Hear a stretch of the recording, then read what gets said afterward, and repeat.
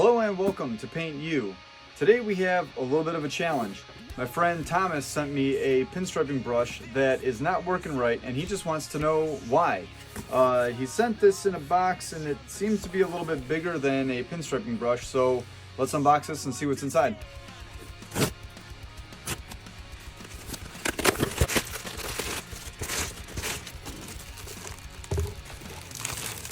Would you look at that?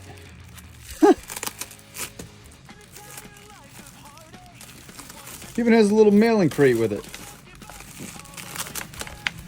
Along with the King 13 in question, he also sent me a bunch of other really cool stuff. He sent me a dustpan and broom, some mixing sticks, tape. Everybody always needs tape. And some of his original artwork there. Check that out. Seems like the hairs on this brush curled pretty stinking bad. So what I'm going to do is I'm going to take this and I'm going to run it through some warm water with a little bit of soap and get all the oil off and get it kind of rawed down and see what we're working with after that.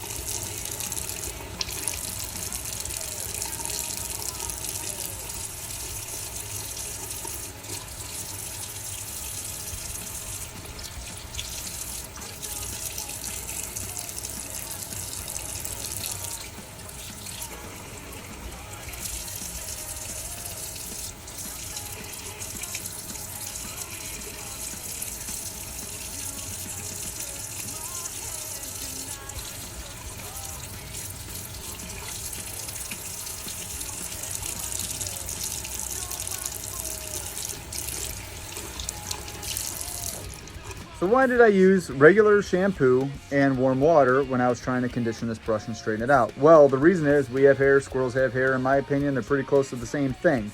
So when you're rinsing out your brush and you're trying to recondition it, think of it the same way you treat your hair. Shampoo, maybe a little conditioner and whatever, and it takes care of a lot of that wave. I mean, it's a heck of a lot better than where we started. All right, so I could go and dunk this in some oil and kind of let it sit for a day or two, or just run my fingers through it, but we don't have time for that. So we're just going to get out the bare necessities. I got a pinstripe practice sheet, some alpha green, Uline, and some odorless mineral spirits. So let's go and palette the paint into this brush a little bit and see if the paint can't kind of hold some of the wave from the hair and keep it straight so we can start pulling some lines. So I'm going to palette this through. I'm not using any reducer yet. I'm just really trying to just get the hairs saturated with paint. Go back and forth and see if I can remove some of that wave just with the thickness of the paint by itself. Keep pulling it straight, and trying to retrain these hairs to get back into the shape that we want. All right, it's getting a little better, but still has a little bit of wave to it.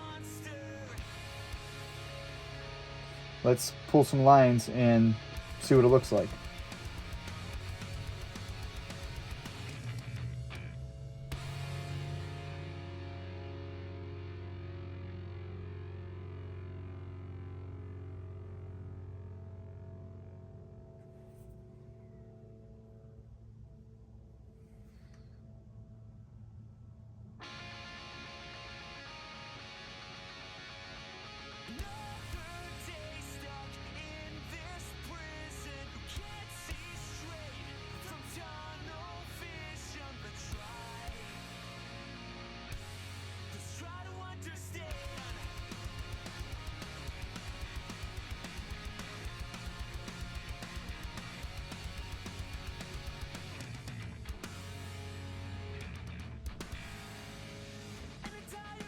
So with the condition that this brush is in right now, it will pull some pretty consistent lines. I'm surprised with that little bit of wave and how well it did.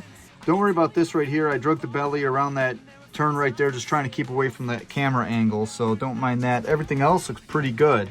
So I'm going to clean this out and I'm going to leave it stored flat for a couple days, but I do think that this passes the test.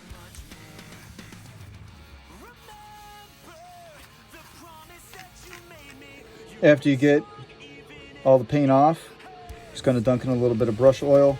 All this stuff is available on my website, tntcustompaint.com, and you get oil and brushes and stuff in the pinstripe kit. So if you're interested in getting started, it's all up there. And look at that.